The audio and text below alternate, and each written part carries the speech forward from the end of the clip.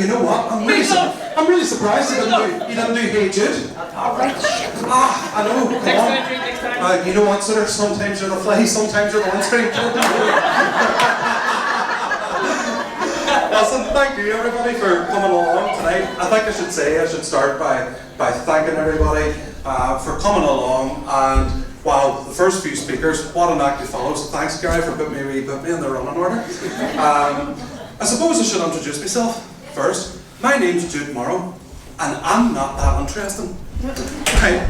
Because there's one thing that makes me really, really happy.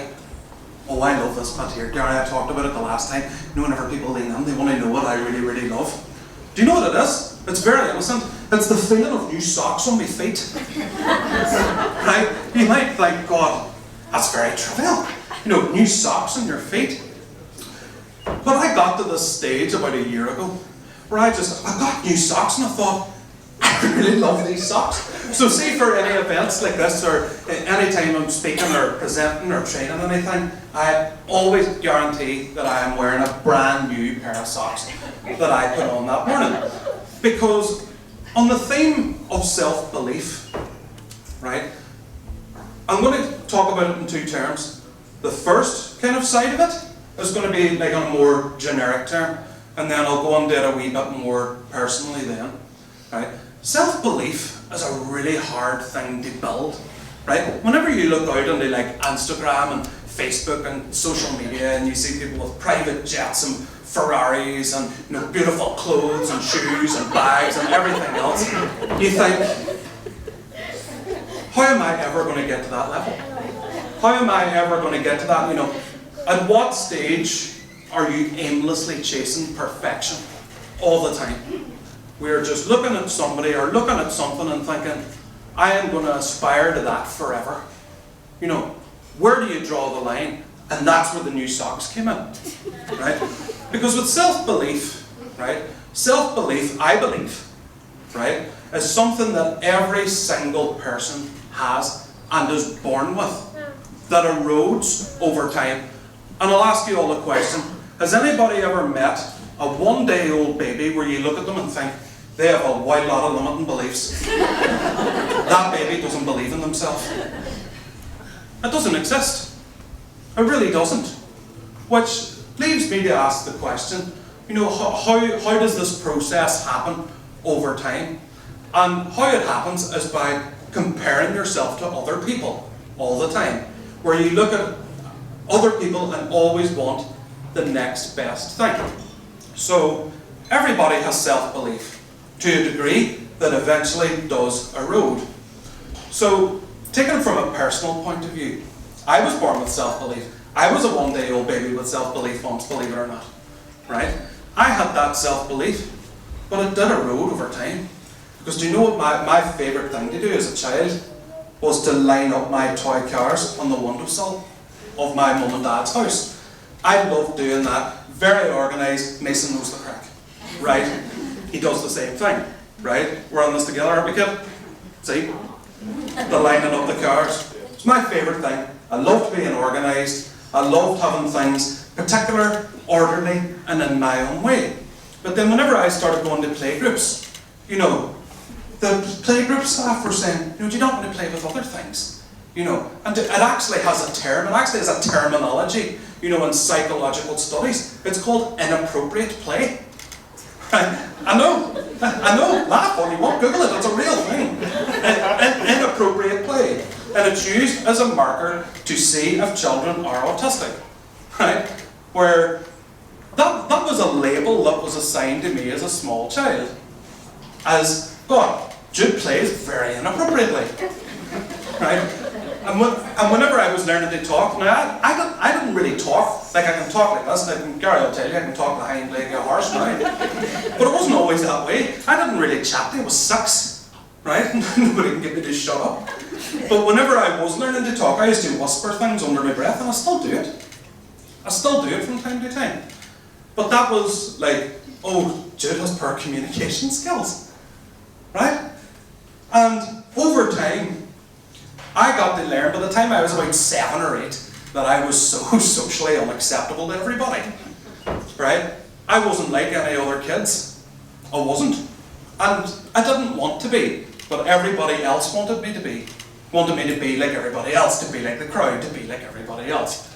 And it led me to be a very skeptical teenager and a very bitter adult. Now, I wasn't born as loud and proud about being autistic as I am now. I had to go on that whole journey on my own. Over time, especially after my son was born, I had to do that. I had to go on that trip. Now, there's a lot of, and don't get me wrong, I do like reading, mindset materials and stuff like that. And a good acronym is, the acronym of FEAR, F-E-A-R, false evidence appearing real. And I genuinely thought those things about myself. Well, I can't communicate properly. I'm not very good with people. I don't really get other people's feelings. But then, using that, I needed to get a career. Right? I needed to find a job for myself. I needed to make something of myself. As biology dictates, autistic kids grow up, they get to 18, and then they have to start paying taxes and contributing and working and doing whatever. So I thought, what's a good job for people that aren't very good with people? Now, I didn't do the right A-levels to be a doctor, so that was out. So I couldn't do that. I couldn't get into medicine. Don't be nodding at me. Don't be nodding at me. He's all no. So I thought, right, I need to do something else then, because I don't have the A-levels to get into medicine. So that's when the penny dropped. A profession full of people that aren't great with people. And I just landed on my lap and decided, you know what, I'm going to become a social worker. And I did. And that's a job I did for years. Years and years and years. But I still thought those things about myself, which was a really tough thing to take. But then, looking back on it now, I had to go on the whole transformational journey and everything, and that's where Neurodiversity Training International came out. What I do now is I do like autism training for schools and groups and corporates and stuff like that. We're doing chevrons training at the minute. And do you know what really makes me sad? Right? Is that there is an industry that exists here to try and teach autistic children social skills. And that sounds very well-meaning. It sounds very well-meaning, but let's break this down into plain English. It is training to try and teach children to stop being who they fundamentally are and be somebody else. So how can autistic people like me develop self-belief if things like this happen? Now, I went through the mainstream school system in the 1990s. I wrote about it, I podcast about it, I'm on the after dinner circuit, and I talk about it all the time. But a lot of the same things that I experienced then still happen now. These things still happen, and I suppose whenever I get the opportunity to have a soapbox and a microphone, I talk about it. And whenever I look out at everybody, I get all the wee nods. Gosh, big man, you're right. That's a very good point. Why does nobody else say this? And it's true. And what's even worse is whenever people act for us too, right? Whenever you think about this whole makeup of the way autism is viewed, right? It's viewed so profoundly negatively. And I get the same question, and people do ask it to me. They say, well, if you're autistic, how can you talk in front of all these people? Because I've rehearsed this. I know what I'm going to say. I'm running exactly to time. That's the way it goes. That's the way these things work. And I'm in complete control of the interaction. Because see, if you try and mingle with me afterwards, I'll be as odd as two of them, and that's their fate. I'm in complete control of this interaction. I get to talk at you, and I don't really get a response. So I get to dictate the flow, which is a nice feeling. I know it's not realistic, and it's not a way to model your life. But I take every opportunity that I have. But I went on tour in November. I went on tour, and this is what I always get.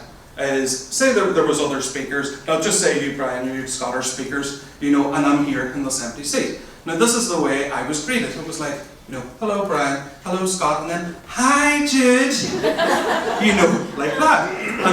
And the organizer had said to me, you know what, Jude, we've got you a room. I know autistic people don't really like bright lights and noise.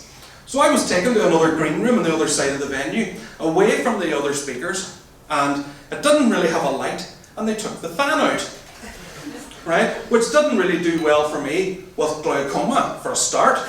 So I couldn't see my notes. And I was sitting in this room with no fan, sweating like Amber Heard's legal team. Right? Because somebody acted on my behalf. Somebody acted on my behalf without asking me first. And whilst it sounds well-meaning, God, don't be shaking your heads at me. Come on, listen up, it's a Friday night. He's had 2 days off. Right? But that's the way it goes. Where how you can instill self-belief in others is by fundamentally believing in them. And I'll finish off with happiness when it comes to material things. My tour manager, Wee Lawrence, well, I call him Wee Lawrence, he's about that size.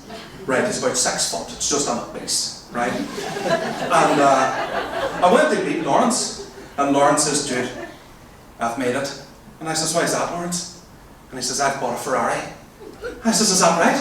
I says, can I see it? I know, listen, he got a Ferrari. I says, what type of Ferrari was it? And he says, it's a 458 Spider. And I went to meet him whenever we were finalising the tour and everything. And I saw this car, right?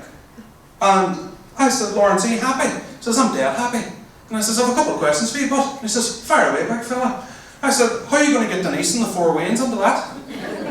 You know, or on another note, you know, because you're looking after, you know, Denise's mother and a granny flat out the back. If she decides to tick on well in the middle of the night, are you going to take her to the Royal on a Ferrari 458 Spider? Her hair will be wrecked by the time she gets there. Right? Because it had no roof on it. It had no roof. It wasn't like a convertible. You know, you clap open the wee thing and you put it in the roof.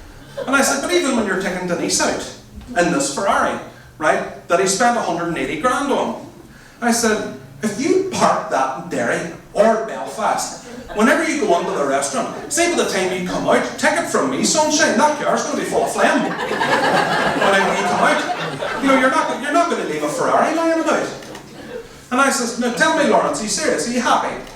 And he says, I'm happy. And he put up on Facebook, you know, this new Ferrari, right? It's the stereotypical Ferrari. Think of a Ferrari in your head, that's Lawrence's Ferrari, right? And he had 73 likes on Facebook with this Ferrari. But he was raging. He was ripping. He was furious that he only had 73 likes on this Ferrari. And I said, I know I'm happier than you, Lawrence. And he says, why is that there? What have you got? You know, this is a Ferrari. And I says, well, I'll tell you why I'm happier. Because I have a brand new pair of socks on my feet. Thank you very much.